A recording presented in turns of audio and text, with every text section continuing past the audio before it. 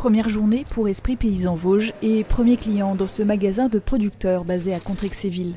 On sait que ça sera des bons produits, quand ça vient directement des producteurs. J'en connais déjà certains, les fromages de Hiche, le gars avec des orchidées, où j'allais des fois chercher de la viande et puis après, voilà, on va voir ce qu'il y a. Mais enfin, c'est très bien. C'est un très beau magasin et ça manquait dans le secteur. Ce projet est à l'étude depuis 6 ans. Difficile de se créer une place entre les magasins bio et les grandes enseignes.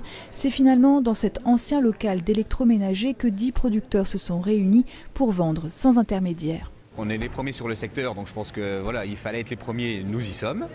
Et c'est peut-être ça qui fera la différence. Notre point de vente, c'est vraiment un magasin de vente de produits fermiers, locaux et bio, où on a le producteur qui est à la vente. Donc ça, c'est quand même un petit plus par rapport à d'autres magasins où on peut apporter le conseil aux clients, où on connaît vraiment les provenances des produits, on connaît la qualité des produits, comment ils sont cultivés. Déjà 2 enseignes ont ouvert en Haute-Saône, celle de Contrexéville est la 3e.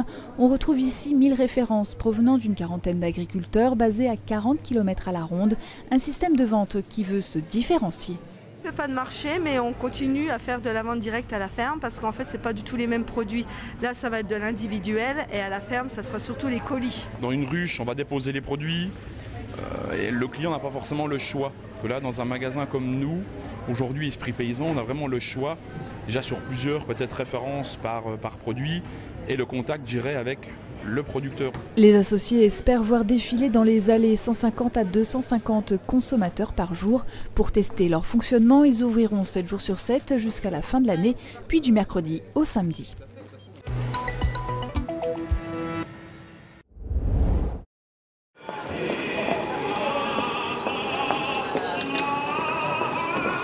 Certains y font leurs emplettes, d'autres profitent pour découvrir la ville sous un autre angle ou encore déguster vin chaud et autres sucreries. Peu importe l'objectif, ils sont tous venus à Mulhouse pour une raison particulière. De temps en temps, j'aime bien un peu la proximité avec un peu moins de monde, un petit peu plus décontracté. Parce que dans Strasbourg, il y a tellement de choses, on n'arrive pas à tout faire. Et il y a des fois où il y a un peu de surpopulation et on a un peu du mal à circuler. J'aime bien l'ambiance qu'il y a sur Mulhouse. Disons qu'il est différent par rapport à certains, parce que par exemple Ribeauvillé c'est médiéval. Kesselsberg, c'est pas la même architecture, donc là on voit autre chose, quoi. Qu'ils soient locaux ou non, les exposants se plaisent à Mulhouse. Certains d'entre eux ont leur cabanon depuis de nombreuses années. C'est le cas de la confiserie des Hauts-de-Vosges qui revient pour la 20e fois. C'est sûr que Colmar, Strasbourg, sa réputation, mais en tout cas, il est moins authentique, mais on a vraiment une clientèle très très fidèle. Nous avons un magasin de vente à Thann et un atelier à Thann, donc le plus proche et le plus gros était celui de Mulhouse. Ça fait 11 ans que nous y sommes et ça fonctionne assez bien. C'est ma 9e année. D'ailleurs, j'ai un peu l'accent alsacien, non? Vous trouvez pas? Moi, je trouve que c'est une ville assez agréable. Petite, à taille humaine, contrairement à Strasbourg, je trouve un petit peu trop gros, Colmar trop touristique. Et ici, on nous a accepté dès la première année, avec beaucoup de locaux qui ont aimé nos produits. Alors on est resté, et comme les Alsaciens sont fidèles, on se cale, et nous aussi, nous restons fidèles. La plupart des exposants ont le sourire, contrairement à ce que l'on pourrait penser, les grèves n'ont pas eu beaucoup d'impact sur la fréquentation. Ça, c'est quelque chose qui m'a étonnée aussi. Malgré les grèves, on a beaucoup de monde, on a beaucoup de touristes. Donc il y en a pas mal d'Espagnols. Donc on a du monde malgré tout. Le monde est toujours présent, ça marche. L'ambiance est là, le beau temps aussi. Donc on n'a pas eu trop de surprises par rapport à l'année dernière et tout est bien, vraiment très bien. Cette année, le marché de Noël de Mulhouse joue les prolongations. Les visiteurs pourront profiter des festivités jusqu'au 29 décembre.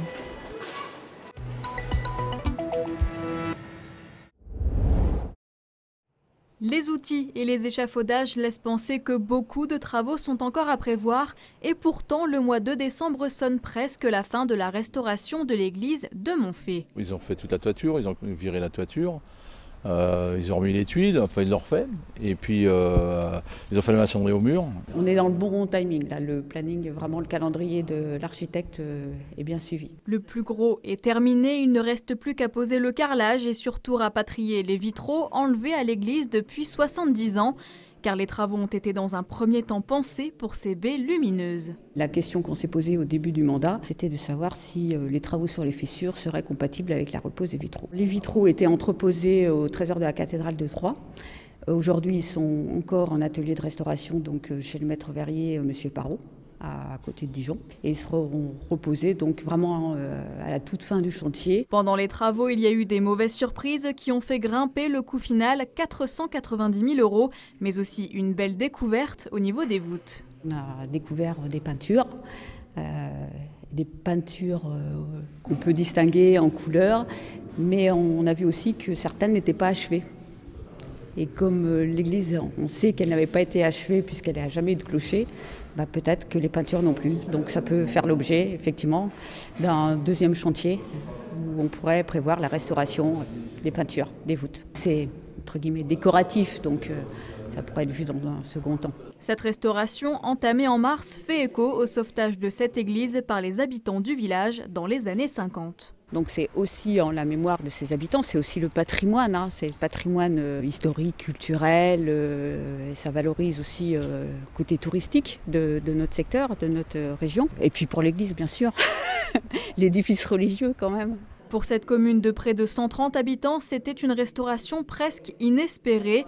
La quasi-totalité du coût a été financée par des partenaires. À terme, l'église Saint-Léger pourrait accueillir des événements pour ainsi dynamiser le village. Elle a une très bonne acoustique, donc avec des chorales. Magnifique pour des chorales puisqu'elle est petite, des côtés festifs. L'inauguration de l'église est prévue le jour de la Saint-Valentin, le 14 février 2020. L'amour de l'église.